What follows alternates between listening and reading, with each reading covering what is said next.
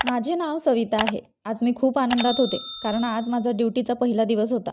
अखेर इतक्या वर्षांच्या मेहनतीनंतर मी पोलीस अधिकारी झाली. माझी नोकरी खूप छान चालली होती. मी एक प्रामाणिक पोलीस अधिकारी असल्यामुळे पोलीस ठाण्यात माझे खूप कौतुक झाले. मला इथे काम करून 1 महिना उलटून गेला होता. मला माहीत नाही की किती लोक माझ्याकडे आले, ज्यांनी मला लाच देण्याचा प्रयत्न केला. परंतु मी त्यांना हे देखील शिकवले की लाच देणे आणि घेणे हे पाप आहे. त्यामुळे या गुन्ह्यात मी तुम्हाला अटकही करू शकते. त्यामुळे भविष्यात असे काही करू नका. मी अनेक केसेस हाताळल्या होत्या. माझे आयुष्य असेच चालले होते. तेव्हा एक अतिशय धोकादायक केस माझ्यासमोर आली. एक तरुणी पोलीस स्टेशनमध्ये माझ्याकडे धावत आली. तिचे नाव रूपा होते आणि म्हणाली, "मॅडम, कृपया मला वाचवा. कृपया मला मदत करा. मी तुमच्यापुढे हात जोडते. कृपया मला त्या लोकांकडे पळत पाठवू नका." मुलीने जे सांगितले ते ऐकून मी थक्क झाले आणि मग मी तिला धीर दिला. तिला शांतपणे बोलायला सांगितले की "तू एवढी का घाबरलीस आणि तू का रडत आहेस?" मी पाहिले की मुलीच्या डोक्यावर ओरखडे होते आणि थोडेसे रक्तही निघत होते. मी म्हणाले, "काय झाले तुझ्या डोक्याला?" तर ती म्हणाली की "मी आता तुम्हाला सांगेन मॅडम, माझे काय झाले आहे आणि पुढे काय होणार होते." मुलगी म्हणाली, "मी तुमच्याकडे रिपोर्ट लिहायला आले आहे." मी माझ्या दुसऱ्या महिला अधिकाऱ्याला खुणावले आणि तिला रिपोर्ट लिहायला सांगितले. मी त्या मुलीला म्हणाले, "हो, मला सांग कोणाच्या विरोधात तक्रार नोंदवायची आहे." अहवाल लिहिण्यासाठी तिने मला एका व्यक्तीचे नाव सांगितले आणि ते ऐकून मला धक्काच बसला. माझा विश्वासच बसत नव्हता की संपूर्ण शहराने ज्या व्यक्तीचे कौतुक केले, ही मुलगी त्या व्यक्तीच्या नावाने तक्रार देण्यासाठी आली होती आणि त्याच्यावर विविध आरोपही करत होती. मी त्या मुलीला म्हणाले, "तू काय बोलते आहेस ते तुला माहीत आहे का?" तर ती म्हणाली, "हो मॅडम, मला माहीत आहे. मला चांगलेच माहीत आहे. पण मला त्या व्यक्तीची हकीकत सांगायची आहे, जो मुलींना घरात ठेवल्यानंतर त्यांना खूप वाईट अवस्थेत सोडतो. कारण माझ्यासमोर एका मुलीने आपला जीव गमावला आहे. ती गरीब मुलगी निष्पाप होती. तिच्या आईवडिलांनी तिला खूप भाग्यवान मानले की बाबांनी तिला त्यांच्या घरात राहण्याची परवानगी दिली. परंतु या घरात काय होते ते त्यांना माहीत नव्हते. येथे मुलींना अतिशय वाईट वागणूक दिली जाते. ती बिचारी निरागस मुलगी ओरडत होती, रडत होती, पण तिचं कोणीच ऐकत नव्हतं. गरीब मुलगी सतत त्रास सहन करत राहिली आणि दुःखात तिने आपला जीव सोडला. मी पण माझा जीव गमवावा असे मला वाटत नव्हते. मला या खोट्या बाबाचे वास्तव जगासमोर आणायचे आहे. त्यामुळे मी जीव धोक्यात घालून तेथून पळ काढला. आता मला मदत करणारे फक्त तुम्हीच आहात." मी तिला म्हणाले, "बरं मला सांग, तुला तिथे काय झालं? आणि तुझ्या मुलीबद्दल बोलत आहेस, तिचे काय झाले? शेवटी बाबाजी त्यांच्या घरात राहणाऱ्या मुलींसोबत काय करतात हे आम्हालाही माहिती हवी." तर ती मुलगी रडायला लागली आणि म्हणाली, "मॅडम, फक्त बाबाजीच नाही, तर त्यांची पत्नी देखील एका खतरनाक महिलेपेक्षा कमी नाही. ती सर्वात वाईट स्त्री आहे." मुलीने तिची कहाणी सांगायला सुरुवात केली. तिचं काय घडलं आणि तिच्यासोबतची मुलगी, तिचे काय झाले. मुलीने सांगितले की "मी गरीब कुटुंबातील आहे. आम्ही फक्त या गावचे रहिवासी आहोत. या जगात माझे कोणीच नाही. मी माझा भाऊ आणि बहिणीसोबत त्यांच्या घरी राहत असताना माझे आई-वडील मला या जगातून सोडून गेले होते. ते घर माझंही होतं, पण त्या घरात माझा हक्क मला कधीच मिळाला नाही. वहिनी आली त्या दिवसापासून तिने माझ्या भावावर ताबा मिळवला आणि माझा छळ करायला सुरुवात केली. वहिनीचं वागणं माझ्याशी अजिबात चांगलं नव्हतं. ती मला घरची सगळी कामं करायला लावत असे. तर तिने गावभर माझी बदनामी केली होती की माझे कुठल्यातरी मुलाशी प्रेमसंबंध आहे. मी लवकरात लवकर लग्न करावे अशी तिची इच्छा होती. पण माझे अजून वयच झाले नव्हते. माझ्यासाठी संबंध येणे सुरू झाले होते, पण प्रत्येक वेळी मी लग्नाला नकार दिला. भावाला अजूनही माझ्या जबरदस्ती लग्न करायचं होतं. एके दिवशी माझी वहिनी म्हणू लागल्या, "सतरंगी बाबा गावात आले आहेत." सतरंगी बाबा कोण आहे हे मला माहीत नव्हते, पण माझ्या वहिनीला माहीत असावे. वहिनी म्हणू लागल्या, "अरे, सतरंगी बाबांना ओळखत नाही? ज्यांच्या मागे कोणी नाही अशा मुलींना सतरंगी बाबा आपल्या घरी आसरा देतात. जर तुला लग्न करायचे नसेल तर आमचे घर सोडून सतरंगी बाबांच्या घरी जाऊन त्यांची सेवा कर. त्यांच्या घरी अनेक मुली राहतात. तूही गेलीस तर ही काही मोठी गोष्ट नाही." मी माझ्या वहिनीच्या म्हणण्याकडे दुर्लक्ष केले आणि मग मी शेजारच्या घरात जाऊन बसले. तेव्हा तिथे मला सतरंगी बाबांबद्दल सांगितले. शेजारच्या आंटी म्हणाल्या, "तुझा भाऊ आणि वहिनी तुला खूप त्रास देतात. तू एक गोष्ट का करत नाहीस? तू सतरंगी बाबांच्या घरी जाऊन राहा. तुला माहिती आहे, सतरंगी बाबांच्या घरी राहणाऱ्या मुली खूप नशीबवान असतात. असे ऐकले आहे की ज्या मुलीने सतरंगी बाबाच्या घरी 3 महिने घालवले तर तिचे लग्न एका चांगल्या कुटुंबात होते आणि ती आयुष्यभर आनंदी राहते, कारण बाबाजी तिच्यासाठी पथ आणि पूजा करतात." मी माझ्या मावशीकडून सतरंगी बाबांबद्दल खूप स्तुतीसुद्धा ऐकली होती आणि मग मी दुसऱ्या दिवशी भाजी घ्यायला गेले, तेव्हा तिथल्या काही स्त्रियाही सतरंगी बाबांबद्दल बोलत होत्या. हा बाबा पूर्वी दुसऱ्या गावात राहत होता, पण आता त्याने आमच्या गावात घर केलं होतं आणि घरात तो फक्त बायकोसोबतच राहतो असं ऐकलं होतं. आणि या गरीब, निरागस आणि निराधार मुलींना त्याने आपल्या घरात राहायला जागा दिली होती. तरीही मी एक लहान मुलगी आहे. माझी वहिनी मला नेहमी माझ्या दिसण्याबद्दल टोमणे मारायची. मी पण सतरंगी बाबांच्या घरी का जाऊ नये असे लोकांचे शब्द माझ्या मनात येत होते. मग एक दिवस मुलाकडील लोक मला बघायला आले आणि माझ्या वहिनीने जबरदस्तीने माझं लग्न जमवलं. पण मला हे लग्न करायचं नव्हतं. मुलाची आई खूप हुशार होती. मला ती हुबेहूब माझ्या वहिनीसारखीच वाटत होती. त्यामुळे मी त्याच्याशी लग्न करण्यास स्पष्ट नकार दिला होता आणि माझ्या लग्नासाठी कोणी जबरदस्ती करण्याचा प्रयत्न केला तर मी घरातून पडून जाईल असे सांगितले होते. पण तरीही माझा भाऊ आणि वहिनींना माझे लग्न करायचे होते आणि मग मला घरातून पळून जाऊन बाबाजींच्या घरी राहण्याची संधी मिळाली. असं असलं तरी माझ्यासारख्या अनेक मुली तिथे होत्या, ज्या त्यांचं आयुष्य तिथे जगत होत्या. मी माझ्या घरातून पळून बाबाजींच्या घरी गेले. बाबाजी त्यांच्या भक्तांजवळ बसले होते. तेव्हा मी त्यांच्यासमोर हात जोडून म्हणाले, बाबाजी कृपया मला इथे राहण्याची परवानगी द्या. मला माझ्या घरात राहायचे नाही. माझा भाऊ आणि वहिनी जबरदस्तीने माझे लग्न लावत आहेत. बाबांनी माझे सांत्वन केले आणि समजावून सांगितले की आता तू आमच्या घरी राहा. येथे तुला घालण्यासाठी कपडे, खाण्यासाठी अन्न आणि राहण्यासाठी जागा दिली जाईल आणि इथे तुला प्रत्येक चांगले काम शिकवले जाईल, जे प्रत्येक चांगल्या व्यक्तीने केले पाहिजे. येथे तुला देवाच्या सरळ मार्गावर चालण्यास देखील शिकवले जाईल. तेव्हा तिथल्या लोकांनी पाहिले की बाबा माझ्यावर खूप दयाळूपणे वागत आहेत. तेव्हा तिथले सर्व लोक त्यांचे कौतुक करू लागले. ते म्हणाले, मुलगी तू खूप भाग्यवान आहेस, जिला बाबाजींनी आपल्या घरात स्थान दिले. बाबाजींचे घर खूप मोठे आहे आणि त्यांनी अशा अनेक मुलींना त्यांच्या घरात राहण्यासाठी जागा दिली आहे, ज्या अतिशय गरीब मुली आहेत, ज्यांचा आधार नाही. ते मला म्हणाले, देव सर्वांना तुझ्यासारखे भाग्य देव. आमच्या कुटुंबातील मुलींनाही बाबाजींच्या घरी येण्याची संधी मिळो. नाहीतर बाबाजी सगळ्यांना घरात स्थान देत नाहीत. तू लाचार होतीस म्हणून तुझे काम झाले. नाहीतर गावातील अनेक मुलींना बाबाजींच्या घरी राहण्याची तळमळ असते. ज्या मुलींच्या डोक्यावर बाबा हात ठेवून आशीर्वाद देतात, ती मुलगी तिच्या सासरच्या घरी आयुष्यभर राज्य करते असे ऐकले आहे. त्यामुळे अनेक मुलींना इथे यायचे आहे. सर्वजण बाबांसमोर त्यांची स्तुती करत होते, कारण बाबाजींची प्रतिमा चांगली होती. मलाही वाटले की बाबा खरोखरच खूप चांगले व्यक्ती आहेत. पण तो किती छान माणूस आहे हे तिथे राहायला लागल्यावर मला कळालं की तो किती वाईट आहे. तो चांगला माणूस नव्हता. खरं तर या जगात त्याच्यापेक्षा वाईट कोणीही असू शकत नाही. या गावातील सर्व लोक बाबांचा खूप आदर करतात. जेव्हा माझा घरी पहिला दिवस होता तेव्हा माझा भाऊ आणि वहिनी मला तिथे न्यायला आले नाहीत. तुझी बहीण घरात गेल्याचे गावकऱ्यांनी त्यांना सांगितले होते. असो, त्यांना तर तेच हवे होते. ते माझे लग्न करत होते कारण त्यांना मला घरातून बाहेर पाडायचे होते. पण मी स्वतःच्या इच्छेने या घरात आले, म्हणूनच त्यांनी माझ्यापासून सुटका करून घेतली. बाबांनी मला सोबत ठेवलेल्या बाईच्या स्वाधीन केले. ती मला रूममध्ये घेऊन गेली आणि मग मी पण घरी असल्यासारखे कपडे घातले आणि मला घरचे कामं करायला सांगितले. बाबांचे घर खूप मोठं होतं, त्यामुळे सगळी कामं तिथे राहणाऱ्या मुली करत असत. त्यांची बायको आमच्यावर राणीसारखी हुकूम गाजवायची. मला पहिल्याच दिवशी खूप कपडे धुवावे लागणार आहे हे काम देण्यात आले. घरातील कामे कशी करायची हे मला चांगले माहीत होते, पण इतके कपडे धुणे माझ्या क्षमतेत नव्हते. तिथे वॉशिंग मशीन होती, पण तरीही बाबांच्या बायकोने सांगितले होते की तुला हाताने कपडे धुवावे लागतील, येथे मशीन चालत नाहीत. मी कसे तरी ते कपडे धुवून दिले, पण प्रचंड उष्णतेमुळे आणि इतके कपडे धुवावे लागल्याने माझी तब्येत बिघडली आणि पहिल्याच दिवशी मी आजारी पडले. मला झोपायला खोली देण्यात आली. घरातील खोल्या अगदी कारागृहासारख्या बनवल्या होत्या. समोर कारागृहासारखे छोटे लोखंडी सडे होते.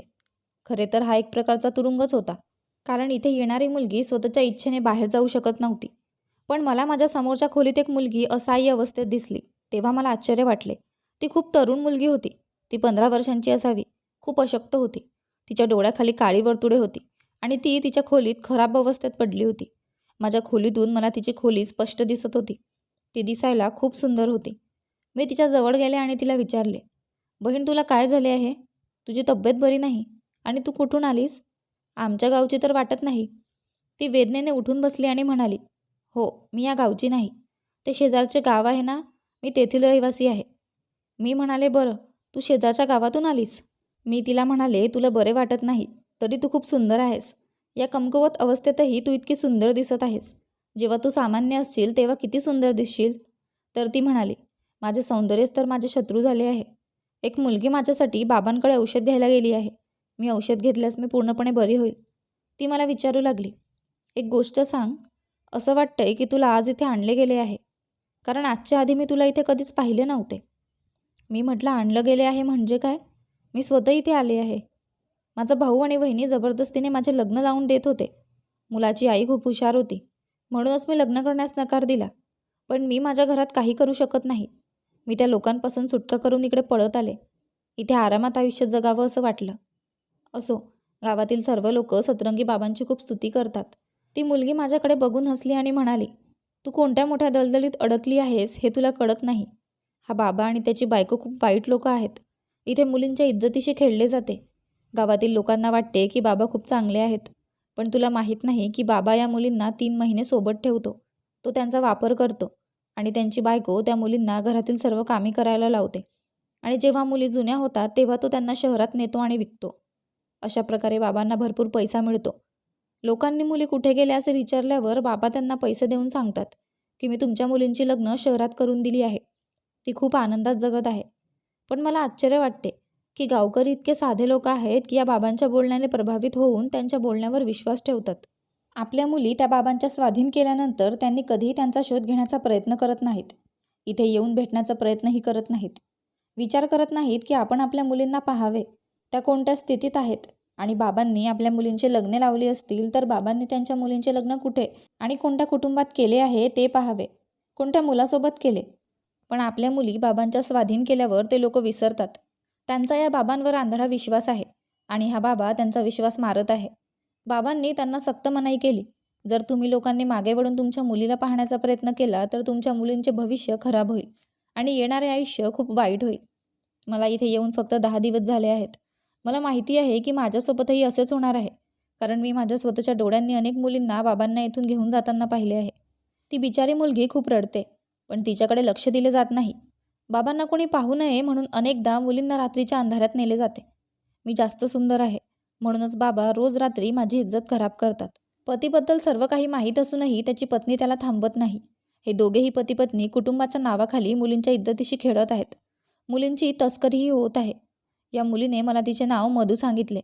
मी तिला विचारले, पण तू इथे कशी पोहोचलीस? तर ती म्हणाली, इतरांप्रमाणे माझ्या आईवडिलांचीही सतरंगी बाबांवर प्रचंड श्रद्धा आहे. मला अभ्यास करायचा होता, पण माझ्या आईवडिलांनी मला अभ्यास करू दिला नाही. एके दिवशी मी खूप आजारी पडले. तेव्हा गावातील लोकांनी सांगितले की तुमच्या मुलीला शेजारच्या गावातल्या सतरंगी बाबांकडे घेऊन जा, तिची तब्येत पूर्णपणे ठीक होईल. माझ्या आईने गावातल्या अनेक लोकांकडून सतरंगी बाबांच्या कर्तृत्वाबद्दल ऐकले होते. असो, आमच्या गावातील अशिक्षित लोक बाबांवर जास्त विश्वास ठेवतात आणि त्यांना डॉक्टरकडे जायला आवडत नाही. आईनेही मला बाबांकडे आणले. बाबांनी माझ्याकडे 2 मंत्रांचा उच्चार केला आणि म्हणाले, तुमची मुलगी बरी होईल. बाबा माझ्याकडे खूप लक्षपूर्वक पाहत होते. आम्ही दोघे, आई आणि मुलगी, तिथून उठलो आणि निघायला लागलो. तेव्हा बाबांनी आईला विचारले, तुला तुझ्या मुलीला माझ्याकडे सोडायला आवडेल का? मी तुमच्या मुलीचे भविष्य सुधारेल. तुमच्या मुलीच्या कुंडलीत दोष आहे. भविष्यात तिचे आयुष्य खूप भयंकर असणार आहे. हे ऐकून माझी आई घाबरली आणि बाबांजींसमोर हात जोडून म्हणाली, बाबाजी, जर तुम्ही माझ्या मुलीला तुमच्याकडे ठेवले तर मी माझ्या मुलीला खूप भाग्यवान समजेल.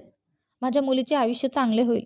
कारण मी ऐकले आहे की तुमच्याकडे आलेल्या सर्व लोकांच्या मुलींचे लग्न शहरातील मोठ्या लोकांची झाले आहे आणि ते त्यांच्या सासरच्या घरी राज्य करत आहेत. पण मला का भीती वाटत होती माहीत नाही. मी माझ्या आईला समजावण्याचा प्रयत्न केला की मला बाबांजवळ सोडू नको, मला स्वतःकडे घेऊन जा. पण आईने माझे ऐकले नाही. तिने मला समजावून सांगितले की तू बाबांसोबत राहिलीस तर तुझे आयुष्यही सुधारेल. असो, आपण गरीब लोक आहोत. आमच्यासारख्या गरीब लोकांमध्ये तुझे लग्न झाले तर आमच्यासारखेच तू पण सासरी जाशील आणि गरिबीचे जीवन जगशील. मी हे फक्त तुझ्या फायद्यासाठी सांगत आहे. मी घरी जाऊन तुझ्या बाबांची परवानगी घेईल, पण तू तोपर्यंत इथेच थांब. मी आईला म्हणाले, आई प्लीज मला सोडून जाऊ नकोस. मी पण येते तुझ्याबरोबर. आता तू मला तुझ्यासोबत घेऊन चल. पण आईने ऐकले नाही आणि मला बाबाजींकडे सोडले. मला माहीत होते की माझे वडीलही मला बाबाजींच्या घरी राहण्याची परवानगी देतील आणि मग तेच झाले. शेवटच्या वेळी माझे पालक मला भेटायला आले आणि त्यांनी मला बाबाजींसोबत राहून आनंदी जीवन जगण्याचा आशीर्वाद दिला. बाबाजींनी माझ्या आईवडिलांना सांगितले होते की आता त्यांच्या मुलीला भेटायला येण्याची गरज नाही, कारण ती 3 महिने आमच्यासोबत राहणार आहे. त्यानंतर आम्ही तिचे लग्न शहरातील एका चांगल्या व्यावसायिकाच्या मुलाशी लावून देऊ आणि तुम्हाला तुमच्या मुलीच्या लग्नाचे फोटो दिले जातील. माझे आईवडील खूप आनंदाने तिथून निघून गेले. जणू काही त्यांची मुलगी त्यांच्यापासून दूर गेली नाही, तर त्यांनी खूप मोठा जॅकपॉट जिंकला आहे. या खोट्या बाबाच्या हाती आपली मुलगी सोपवणाऱ्या माझ्या आईवडिलांची मला खंत वाटते. मधू तिची गोष्ट सांगताना खूप रडत होती आणि म्हणत होती, आता तू तुझ्या खोलीत जा, कारण सर्व मुली आपापल्या खोलीत आहेत की नाही हे तपासण्यासाठी काही बाई इथे येत असतात. जर कोणी येऊन तुला माझ्या खोलीत बसलेले पाहिले तर तुला याची शिक्षा होईल. माझ्याशी बोलल्याबद्दल तुला शिक्षा व्हावी अशी माझी इच्छा नाही. त्या मुलीचे बोलणे ऐकून मी शांतपणे माझ्या खोलीत आले आणि अंथरुणावर पडून तिच्याकडे ओल्या डोळ्यांनी पाहत होते. कारण तिची कहाणी खूप दुःखद होती. आता माझं काय होणार अशी भीती मला वाटायला लागली. मी विचार करत होते की मला घरातून पळून जावे लागले असते तर मी दुसरीकडे कुठेतरी गेले असते, किंवा भाऊ बहिणीच्या इच्छेनुसार लग्न केले असते तर बरे झाले असते. निदान तिथे तरी मी सुखी जीवन जगत असते. पण इथे मला नरकात आल्यासारखे वाटते.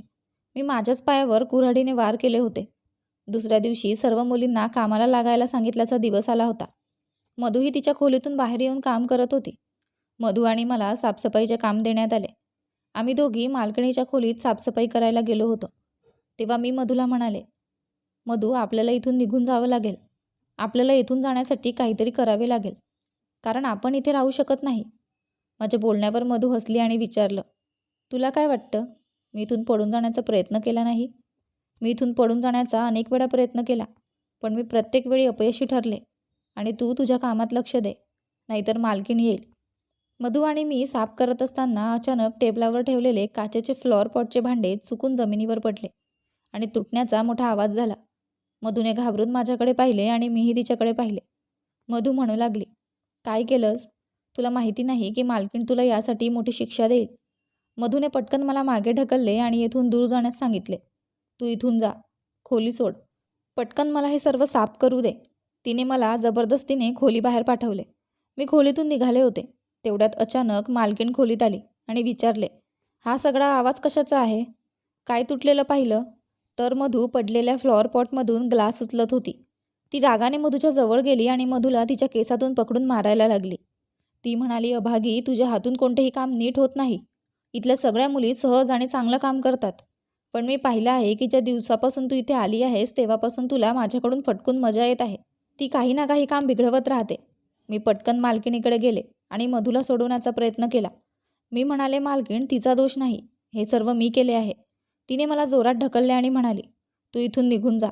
माझ्यामध्ये कोणीही येऊ नये. तू आलीस तर तुला पण चांगले होणार नाही. तिने मला जबरदस्तीने खोलीबाहेर ढकलले. बिचारी मधू मोठ्याने ओरडत होती आणि रडत होती. मी पण रडत होते आणि जोरात दरवाजा वाजवत होते. मी म्हणत होते, प्लीज मालकीण, मधूला काही करू नका, यात तिचा दोष नाही. मालकिणीने तिच्यावर काठीने इतका जोरदार प्रहार केला की ती गरीब मुलगी जखमी झाली. तिच्या ओरडण्याचा आवाज बाहेर ऐकू येत होता आणि मी वेदनेने रडत होते आणि विचार करत होते की बिचाऱ्या मधूचे काय झाले माझ्यामुळे. खूप वेळाने बाबांची बायको बाहेर आली आणि मला या मुलीला इथून घेऊन जाण्यास सांगितले. तिच्या खोलीत तिला ठेव, तिचा काही उपयोग नाही, आणि तिला पटकन खोलीत सोड आणि तू कामाला लाग, नाहीतर मी तुझी अवस्था तिच्यासारखीच करेल. मी पटकन मधूला उचलून घेतलं. त्या बिचारा मुलीला चालताही येत नव्हतं. मी तिला आधार दिला आणि तिच्या खोलीत घेऊन गेले आणि तिला म्हणाले, मधू, तू माझा दोष स्वतःवर का घेतलास? तर ती म्हणाली, इथे येऊन माझे आयुष्य उद्ध्वस्त झाले आहे. रोज मी इथे कोणत्या ना कोणत्या अत्याचाराला बळी पडत आहे. पण तू कालच इथे आलीस. माझ्यासोबत जे घडतंय तेच तुझ्या बाबतीत घडावं असं मला वाटत नव्हतं. मी तुला विनंती करते की जर तुला इथून सुटण्याचा मार्ग दिसत असेल तर कृपया इथून निघून जा. हे अतिशय धोकादायक ठिकाण असल्याने येथे येणारा माणूस येथून कधीही सुरक्षितपणे परत जाऊ शकत नाही. कदाचित देव तुला साथ देईल. मी मधूला म्हणाले, मी आता इथून पळून जाण्याचा प्रयत्न करणार नाही, आणि जर मी इथून पळ काढला तर मी तुला माझ्यासोबत नेईल. मधू म्हणू लागली, मी इथून गेल्यावर काय करू? माझ्यासोबत खूप काही चुकले आहे. आता माझ्या आयुष्याची कहाणी अशीच चालू राहील. ती बेडवर पडली आणि म्हणाली, आता तू जा इथून. तुला इथून जायला उशीर झाला तर तुझे काय होईल ते तुला माहीत आहे. मी मधूच्या खोलीतून परत आले आणि माझे काम करू लागले. पण माझे मन पुन्हा पुन्हा मधूकडे जात होते. त्या गरीब मुलीला खूप वेदना होत होत्या. तरीही इथल्या इतर मुलींसोबत तसं घडत नव्हतं जसं मधूच्या बाबतीत घडत होतं, आणि ह्याचे फक्त कारण बाबांचे मन मधूवर पडले होते. असे काम करत असताना रात्र झाली तर एक बाई माझ्या खोलीत आली आणि म्हणाली, चल उठ, बाबांनी बोलावलंय. तिच्याकडून हे ऐकून मी घाबरले, कारण मला माहीत होते की बाबा मला रात्री खोलीत का बोलावत आहेत. मधूच्या बाबतीत जे काही घडलं होतं ते मला आठवायला लागलं, आणि आता माझ्यासोबतही तेच होणार होतं. मी जोरजोरात ओरडू लागले तर ती बाई मला मारायला लागली आणि म्हणाली, तुला जावंच लागेल, कारण तू इथे आली आहेस म्हणून तुला हे सगळं सहन करावं लागेल. मी म्हणाले, नाही, काहीही झाले तरी मी बाबांच्या खोलीत जाणार नाही. ती बाई मला मारायला लागली आणि मी जोरजोरात रडत होते. मधू मला वाचवण्यासाठी तिच्या खोलीतून बाहेर आली. तेव्हा त्या बाईने मधूलाही मारायला सुरुवात केली आणि ती म्हणाली, आता तुम्ही दोघेही बाबांच्या खोलीत जाल. आम्ही दोघांनी त्या बाईला ढकलून दिले आणि आम्ही दोघे तिथून पळू लागलो, कारण ती बाई खूप धोकादायक होती. तिने घरभर आरडाओरडा केला, या मुली पळत आहेत, त्यांना पकडा. घरात खूप आवाज झाला आणि बाबा आणि त्याची बायको पण आले. आम्ही दोघेही पडून जाण्याचा प्रयत्न करत होतो. तेव्हा संपूर्ण घरात एकच गोंधळ उडाला होता. तिथल्या बायकांनी आम्हाला कसं तरी पकडलं होतं. आमचे नशीब फारच वाईट असणार आहे हे आम्हाला माहीत होते. त्यांनी आम्हाला दोघांना पकडले आणि आता आम्हा दोघांनाही बेदम मारहाण केली जात होती. मधुबाबांशी गैरवर्तन करत होती. ढोंगी बाबा, या निरागस मुलीला सोडून दे. तू माझ्याशी काय केलेस याचा न्याय तर तुला देव करेल. पण मी तुम्हा दोघांना पतीपत्नीला कधीही माफ करणार नाही आणि देव तुम्हाला कधीही माफ करणार नाही. मी तुझ्यापुढे हात जोडते. या मुलीला जाऊ दे. मला माहीत आहे की इथे खूप मुली आहेत, पण ही मुलगी खूप निरागस आहे. तिच्या मागे कोणी नाही. पण जेव्हा बाबा आणि त्यांच्या पत्नीने मधूला हे सर्व सांगताना पाहिले, तेव्हा बाबांच्या पत्नीने मधूचे केस ओढले आणि इतके जोरात ओढले की बिचारी मुलगी व्यथित झाली. मी तिला वाचवायला पुढे निघाले होते. तेवढ्यात बाबांनी माझ्या तोंडावर जोरात थप्पड मारली आणि म्हणाले, तुम्हा दोघांची मैत्री झाली आहे असे वाटते. आज आम्हाला तुमच्या मैत्रीला संपवायचे आहे. त्याने पत्नीकडे बोट दाखवले. त्याच्या पत्नीने दुसऱ्या महिलेला इशारा करून काठी मागितली असता तिने माझ्या डोळ्यासमोर मधूला काठीने मारहाण करण्यास सुरुवात केली. ती मधूला एवढ्या वाईट रीतीने मारत होती की मी बघू शकले नाही. त्याने माझा हात सोडावा आणि मी मधूला वाचवू शकेल यासाठी मी सर्वतोपरी प्रयत्न केले, पण असे काहीही होऊ शकले नाही. बाबांनी मला जबरदस्तीने त्यांच्यासोबत खोलीत नेले. आज त्याला माझी प्रतिष्ठा खराब करायची होती. दुसरीकडे गरीब मधूला खूप त्रास होत होता. तो मला ओढून नेण्याचा प्रयत्न करत होता, पण मी वारंवार मधूकडे बघत होते आणि ओरडत होते, प्लीज तिला सोडा, प्लीज आम्हाला सोडा, आम्हाला कोणीतरी वाचवा. पण कदाचित या सगळ्यांचा काही उपयोग नव्हता, कारण मधूला इतकी दुखापत झाली होती की ती जमिनीवर खूप रडत होती आणि वेदनेने रडत असताना ती बेशुद्ध झाली. पण तरीही बाबांच्या बायकोचे हात थांबले नाहीत. तिने तिला काठीने मारहाण सुरूच ठेवली आणि बाबांनी मला जबरदस्तीने खोलीत नेले. त्या रात्री बाबांच्या हस्ते माझ्या मानाचा लिलाव झाला. मी बाबांच्या खोलीत होते तेव्हा 2 महिला आल्या आणि मला माझ्या खोलीत घेऊन गेल्या. मी मधूच्या खोलीकडे पाहिले तर ती रिकामीच होती. मधू अजून तिथे आली नव्हती. रात्रभर मधू कुठे आहे याची मला काळजी वाटत होती. तिला तिच्या खोलीत का आणले नाही. पण नंतर सकाळीच सत्य उघड झाले की मधू हे जग सोडून गेली आहे. बाबांच्या बायकोने तिला एवढी मारहाण केली होती की बिचारी मुलगी जखमी झाली आणि जीवनाची लढाई हरवून मला सोडून गेली. तिच्या मृत्यूवर मी खूप रडले, पण मी ठरवलं होतं की या बाबाला मी शिक्षा करणारच. सकाळी बाबांनी मधूच्या आईवडिलांना फोन केला होता आणि त्यांना सांगितले की तुमची मुलगी आजारी होती आणि खूप तापामुळे तिने हे जग सोडले. आम्ही तिच्यावर खूप उपचार केले, पण ती वाचू शकली नाही. तिचे आईवडील तिला भेटायला आले. ते वाईट पद्धतीने रडत होते. बाबांनी मधूचा मृतदेह त्यांच्या स्वाधीन केला. जेव्हा त्यांनी मधूचा चेहरा पाहिला तेव्हा ते म्हणाले की तिच्याकडे पाहून असे वाटत नाही की ती तापाने मरण पावली आहे, कारण तिच्या चेहऱ्यावर वाईट निळ्या खुणा होत्या आणि तिच्या शरीरावर जखमाही होत्या. तुम्ही आमच्या मुलीचे काय केले असे ते ओरडू लागले. आज जेव्हा त्यांना त्यांच्या मुलीच्या मृत्यूची बातमी मिळाली तेव्हा ते त्यांच्या मुलीसाठी तळमळत होते. पण त्याआधी त्यांनी बाबांवर इतका विश्वास ठेवला होता की त्यांनी मधूकडे मागे वळून पाहण्याचा प्रयत्नही केला नव्हता. आज ते ढसाढसा रडत होते, पण त्यांच्या डोळ्यासमोर त्यांच्या मुलीचा मृतदेह पडला होता. बाबांनी पाहिल्यावर की हळूहळू या लोकांना कळू लागले आहे की त्यांच्या मुलीसोबत नक्कीच काहीतरी चुकीचे झाले आहे. म्हणून बाबांनी शांतपणे तिच्या पालकांना 1,00,000 रुपये देण्याचा प्रयत्न केला. पण ते म्हणाले की याचा अर्थ बाबाजी असा आहे की आमची मुलगी मेलेली नाही, तर इथे तिच्यासोबत काहीतरी चुकीचे झाले आहे. बाबा म्हणाले, आता तुम्हाला समजले आहेस तर जास्त काळजी करण्याची गरज नाही. तुमच्या मुलीचे आयुष्य एवढेच लिहिलेले होते. तिने हे जग सोडले आहे.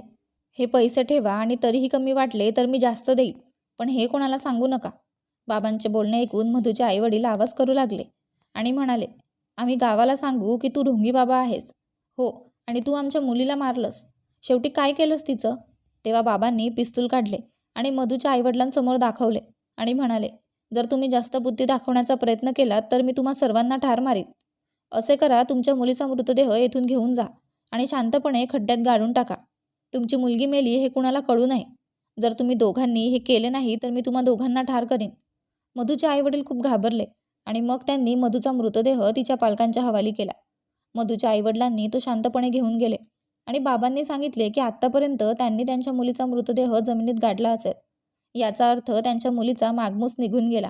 आणि बाबांनी मधूच्या आईवडिलांनाही सांगितले होते की तुमच्या मुलीबद्दल कोणी विचारले तर सांगा की बाबांनी तिचे लग्न शहरात केले आहे आणि ती तिच्या सासरच्या घरी आनंदाने राहत आहे. मधूचे आईवडील गरीब लोक होते. त्यांना बाबांना तोंड देता आले नाही, म्हणून ते आपल्या मुलीचा मृतदेह घेऊन तिथून रडत रडत निघून गेले. पण मॅडम, मला हे सगळं सहन होत नव्हतं, म्हणून मी काहीही करून तिथून पळून जाण्याचा निर्णय घेतला होता.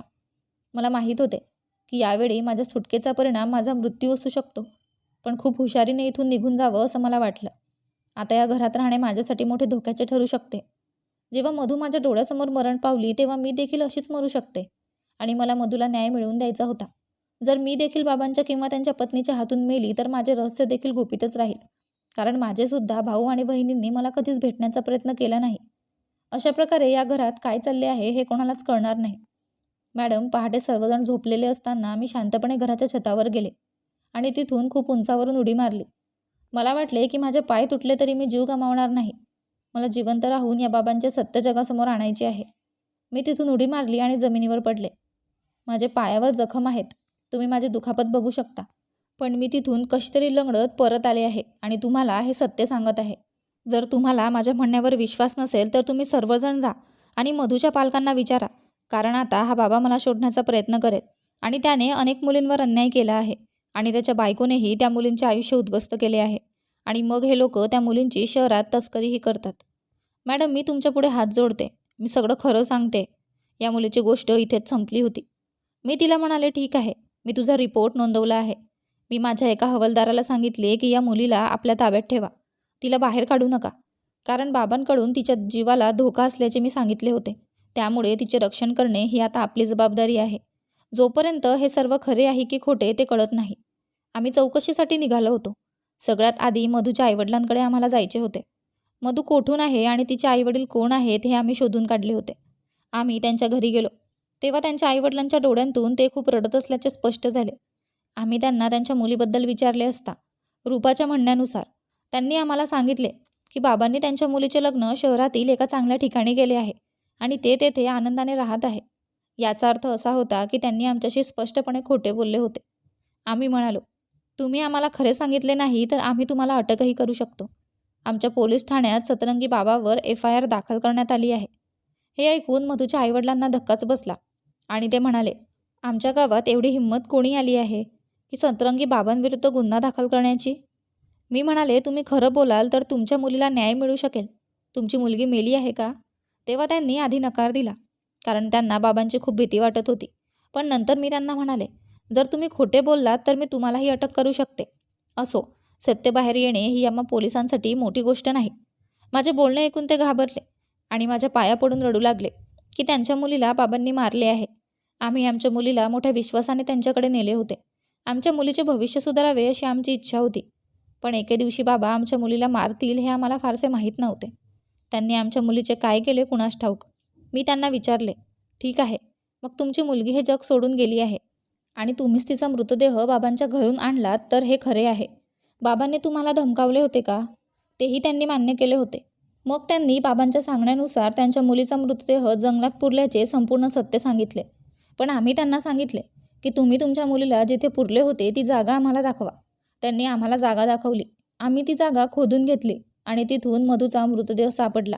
आम्ही तिचा मृतदेह फॉरेन्सिक लॅबमध्ये पाठवला होता.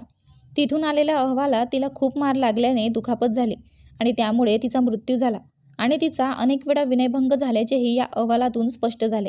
तर आम्ही रूपाची चाचणीही घेतली आणि हे स्पष्ट झाले की तिच्यासोबतही एकदा काहीतरी चूक झाली होती. तिने आधीच सांगितले होते की तिच्यासोबत हा सर्व प्रकार घडला होता. आदल्या रात्री ती पळून गेली आणि दुसऱ्या दिवशी मधूचा मृत्यू झाला. तिचा मृतदेह तिच्या पालकांना देण्यात आला आणि रात्री रूपाने गच्चीवरून उडी मारली आणि धावत आमच्याकडे आली. बाबांना अटक करण्यासाठी आमच्याकडे ठोस पुरावे होते आणि मग अशा प्रकारे मी बाबा आणि त्यांच्या पत्नीला अटक करून बाबांची सत्यता गावातील सर्व लोकांना दाखवली की तो त्यांच्या मुलींसोबत तेच करत आहे. जिथे काही मुली आढळल्या ज्या बाबांच्या वासनेला बळी पडत होत्या आणि त्यांच्या पत्नीच्या समस्यांशी झगडत होत्या, तर काही मुली अशा होत्या ज्या बाबांना वेड लावत होत्या आणि आनंदाने येऊन तो जे सांगेल ते करत होत्या. काही मुली होत्या ज्यांना बाबांनी विकले होते आणि बाबांच्या टोळीत काही महिलांचाही समावेश होता. ही मोठी टोळी होती. या संपूर्ण टोळीला आम्ही अटक केली होती आणि त्या निष्पाप मुलींची सुटका करण्यात आली. अशा प्रकारे मधूला न्याय मिळाला होता.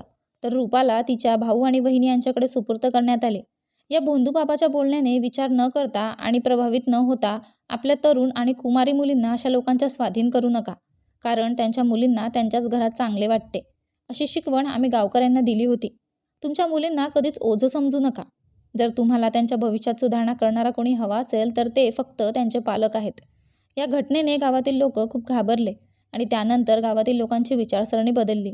आमच्या गावच्या सरपंचाशी बोलून आम्ही ठरवलं होतं की या गावात कोणीही बाबा येणार नाही, कारण जुन्या काळी बाबा असायचे. आजचे बाबा ढोंगी आहेत आणि लोकांना फसवायचे कसे तेच जाणतात. बाबाजींच्या पत्नीलाही खूप कठोर शिक्षा झाली, कारण खरी शिक्षा तीच स्त्री होती जिने मधूला बेदम मारहाण केली होती. मी रूपाच्या मदतीने हे प्रकरण हाताळू शकले. एवढं धाडस दाखवून बाबांचे सत्य सर्वांसमोर आणणाऱ्या रूपाच्या धैर्याला मी आदरांजली वाहते. आम्ही रूपाला सरकारकडून बक्षीस दिले होते. रूपाच्या भावाने आता तिचे लग्न केले आहे आणि ती तिच्या सासरच्या घरी सुखाने राहत आहे. पण मी तुम्हाला विनंती करू इच्छिते की कृपया तुमच्या मुलींना तुमच्याशिवाय इतर कोणाच्याही हाती देऊ नका, कारण जे पालक करू शकतात ते इतर कोणीही करू शकत नाही आणि त्यांच्या भविष्याचा प्रश्न आहे. प्रत्येक व्यक्ती स्वतःचे भाग्य आहे ते लिखित स्वरूपात आणतो. कोणत्याही बाबाचे ऐकून त्यांचे नशीब बदलणार नाही. तुम्हाला याबद्दल काय वाटते कमेंट करून नक्की सांगा. तुम्हाला कथा आवडली असेल तर व्हिडिओला लाईक करा. तुम्ही चॅनलवर नवीन असाल तर चॅनलला सबस्क्राईब करा आणि हो, नोटिफिकेशन बेल दाबा, जेणेकरून पुढील व्हिडिओची अपडेट तुमच्यापर्यंत सर्वात आधी पोहोचेल. धन्यवाद.